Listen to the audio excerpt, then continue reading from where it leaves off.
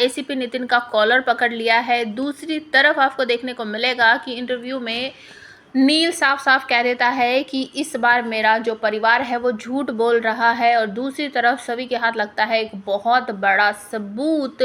ऋतुराज के खिलाफ। तो आने वाला एपिसोड बहुत ज़्यादा इंटरेस्टिंग होने वाला है, क्योंकि सभी अपनी तरफ से जो छानबीन कर रही है उसमें उसको एक बहुत बड़ा सबूत जो है वो उसके हाथ लगने वाला है, और वो सबूत इतना बड़ा है कि साफ तौर पर ये साबित करता है ये उस समय की बात है जब तेजस्विनी जिंदा थी और नील एक कैंप में जा रहा था, तो तेजस्विनी उसको रोक रही थी, वो नहीं रुका था। और जब नील का कुछ पता सता नहीं लगता है तो सारा परिवार भागकर वहां जाता है और तेजस्विनी को लेकर नहीं जाते हैं। तेजस्विनी अपनी तरफ से जब वहां जाती है, कोशिश करती है जाने की, रास्ते में ऋतुराज उसे मिलता है और उसके साथ बदतमीजी करता है। तो तेजस्विनी को एक आइडिया सूझता है कि अगर मुझे इसको एक्सपोज करना है और अपने आप को निर्दोष साबित करना है तो मुझे कुछ ना कुछ सबूत इकट्ठा करना पड़ेगा। तो वो अपने फ़ोन को ऑन करके ऋतुराज से बात कर रही थी कि वो किस तरीके से उसके साथ बदतमीजी कर रहा है, उसे रोक रहा है, उसे नील के पास नहीं जाने दे रहा है। तो ये सारी चीज़ें जो थी ना वो उसके फ़ोन में रिकॉर्ड हो जाती हैं। और बारिश बहुत ज़्यादा थी तो इसकी वजह से उसका फ़ोन जो है उस समय ख़राब हो गया था, जो कि उसने ठीक करने के लिए दिया था।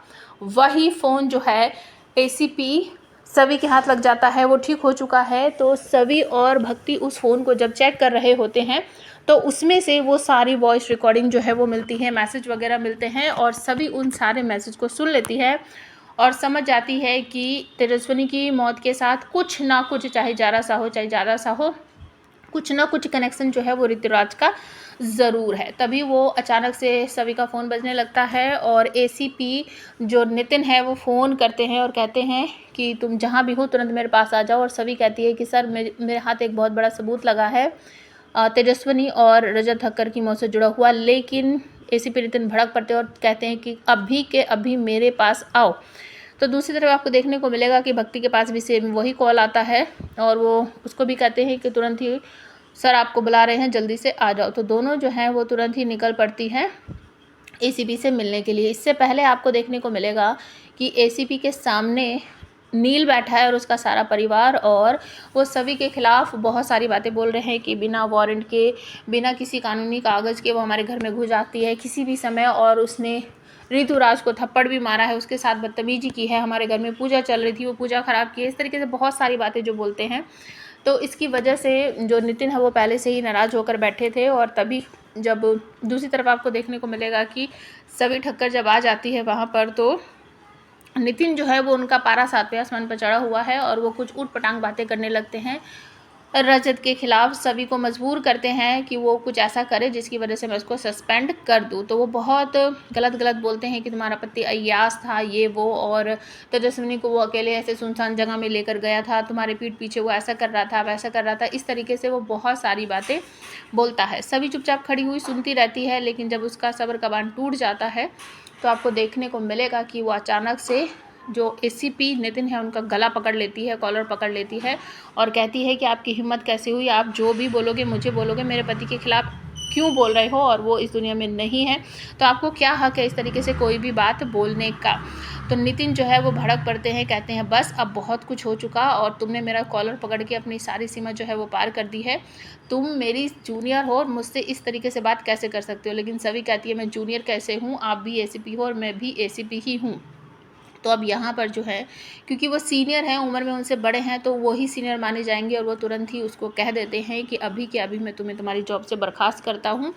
मतलब कि तुम्हें सस्पेंड करता हूँ। सभी जो है वो 1 मिनट के लिए सहम जाती है कि मेरे पास और कोई दूसरा साधन भी नहीं है और बैंक अकाउंट वगैरह सब कुछ खाली पड़े हैं और मेरी जॉब जो है वो भी अब मेरे हाथ से जाती हुई नज़र आ रही है। वो चुपचाप खड़ी रहती है और फिर कहती है कि सर सॉरी, मुझसे गलती हो गई। लेकिन नितिन जो है वो बिल्कुल भी नहीं मानते और कहते हैं कि अब तुम्हें सबक सिखाना ही पड़ेगा, जो मैंने तुम्हें ड्यूटी दी है तुम वो ड्यूटी नहीं कर रही हो, और उसके बाद ऑन ड्यूटी मुझ पर तुमने हमला किया, मेरा कॉलर पकड़ा, अब तुम सस्पेंड हो। तो जो वहाँ के स्टाफ हैं या फिर लोग जो है वो उनका सारा मेडल वगैरह जो है वो सब उतार देते हैं और सभी जो है सस्पेंड हो गई है। दूसरी तरफ जब ये सब कुछ हो रहा होता है ना, तो नील वहीं कमरे के बाहर खड़ा होकर ये सब देखता है और कहता है कि ये पागल हो गई, इसे तो किसी की चिंता ही नहीं है, अपने सीनियर पर भी हमला कर रही है। और तभी आपको देखने को मिलेगा कि अब नील की तरफ फोकस किया जाता है। नील जैसे ही कमरे से बाहर निकलता है तो बाहर मीडिया वाले खड़े हैं और बाकी परिवार के लोगों का वो इंटरव्यू ले रहे हैं। तेजस्विनी के बारे में पूछने की कोशिश कर रहे हैं तो काका साहब कह देते हैं कि उस बच्चलन लड़की का हमारे परिवार से कोई भी संबंध नहीं है, मैं पहले ही बोल चुका हूँ, तो हमारा नाम उसके साथ मत जोड़ा करो। लेकिन नील पीछे से आवाज़ लगाता है कि संबंध है और सबका फोकस जो है वो कैमरे वगैरह जो है नील की तरफ घूम जाते हैं और सब पूछने लगते हैं कि आप क्या कहना चाहते हो अपनी पत्नी तेजस्विनी के बारे में, जैसा आपका परिवार कह रहा है वो बच्चलन थी, ये वो, क्या ये सच है? तो काका साहब कहते हैं कि नील बस चुप हो जा और घर चल। नील के बाबा भी कहते हैं कि नील कुछ भी बोलने की ज़रूरत नहीं है, ये रिपोर्टर तो इसी तरीके से बेकार की बातें करते हैं, तुझे कोई भी बयान देने की ज़रूरत नहीं है, बेटा घर चल। लेकिन नील जो है वो कहता है कि नहीं, इस बार मुझे जवाब देना ही पड़ेगा। तो रिपोर्टर पूछते हैं कि आपके परिवार वाले क्या झूठ बोल रहे हैं तेजस्विनी के खिलाफ, बयान जो दे रहे हैं वो सच्चा है या झूठा है? तो नील एक सेकंड के लिए रुकता है और तुरंत ही कह देता है कि इस बार जो भी मेरा परिवार कह रहा है वो 100% गलत है, तेजस्विनी ऐसी बिल्कुल भी नहीं थी। अब ऋतुराज की जो जान है वो अटक गई है, क्योंकि उसे ऐसा लग रहा है कि अगर नील ने सब कुछ सच बता दिया या फिर इसके पास कोई सबूत है वो मीडिया को दिखा दिया तो मैं कहीं ना कहीं फंसता हुआ नज़र आऊँगा सबको और मेरा करियर जो है वो बर्बाद हो जाएगा। इस तरीके से ये जो कहानी है आप सबको देखने को मिलेगी और नील जो है मीडिया के सामने 2-4 बात और भी बोलेगा कि मुझे कुछ इस तरह के सबूत मिले हैं और रजत ठक्कर और मेरी पत्नी तेजस्विनी के बीच में कोई भी संबंध नहीं था, उन दोनों का मर्डर हुआ है और इसके पीछे एक बहुत बड़ी साजिश है जिसका पर्दाफाश में करके रहूँगा।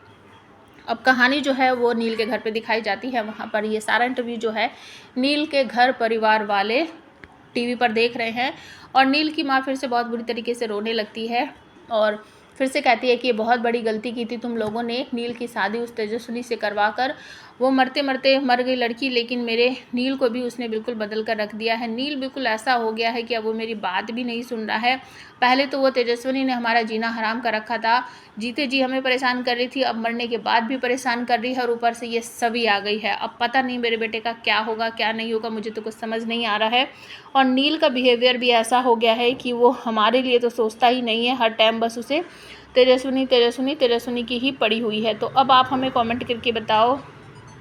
आने वाले एपिसोड में क्या होगा और क्या नहीं होगा, मतलब कि कैसे सभी नील की मदद करेगी या फिर नील सभी की मदद करेगा, कमेंट करके, क्योंकि नील ने यहाँ पर देख लिया है कि सभी इस केस को सॉल्व करने के लिए अपनी जी जान लगा रही है और वो अपने सीनियर को भी नहीं छोड़ रही है। तो अब आप हमें कमेंट करके बताओ क्या सभी हेल्प मांगने के लिए नील के पास जाएगी और जो उसके पास सबूत है तेजस्विनी के जो फ़ोन से उसको वॉइस रिकॉर्डिंग मिली है क्या वो दिखाएगी नील को कि इसमें ऋतुराज की मुझे साजिश लग रही है और ऋतुराज हमेशा मुझे कुछ ना कुछ धमकी देता रहता है, या फिर नील ही कुछ ना कुछ सबूत जो है वो तेजस्विनी के बारे में जो उसको सबूत मिले हैं वो सभी को दिखाएगा और उससे शेयर करेगा कि मेरे पास ये सबूत हैं और ऐसा हो सकता है कि ये मिली भगत हो किसी की।